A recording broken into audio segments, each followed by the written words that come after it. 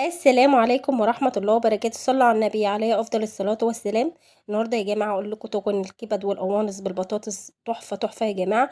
الأكل ده أنا كنت عاملاه في رمضان بس ملحقتش أنزله يا جماعة، كان الوقت ضيق جدا جدا. جبت طماطم متقطعة حتت صغيرة وفلفل متقطعة حتت صغيرة. دي القوانص يا جماعة، منضفاها كويس زي ما انتوا شايفين.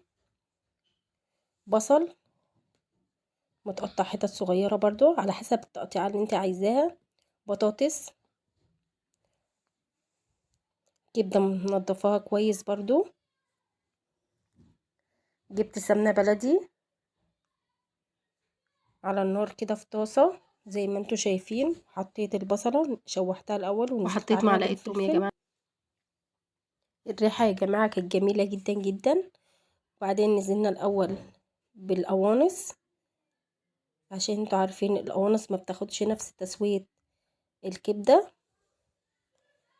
البهارات: كزبرة، بابريكا، مكعب مرق الدجاج،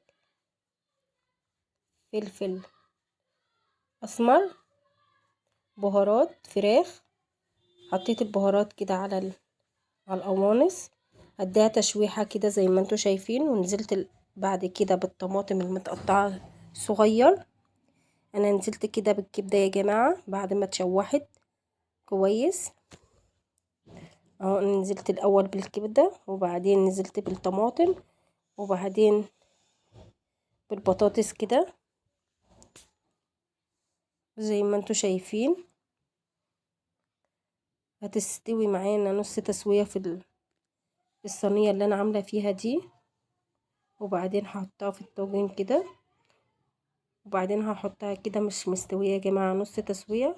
هحطها كده في الفرن اهو زي ما انتوا شايفين. طلعت من الفرن جميلة جدا يا جماعة.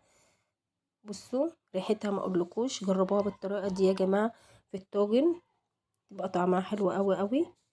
وعندنا المخلل اللي احنا عاملينه، السلطة الجميلة، وكنت عاملة اللهم بلغنا يا رب رمضان، ايام جميلة جدا يا جماعة. ودي طحينة أنا كنت عاملاها برضو، وعاملة فول بالصلصة كان جميل وتحفة برضو. انا بديكوا افكار يا جماعة ممكن تعمليها غدا.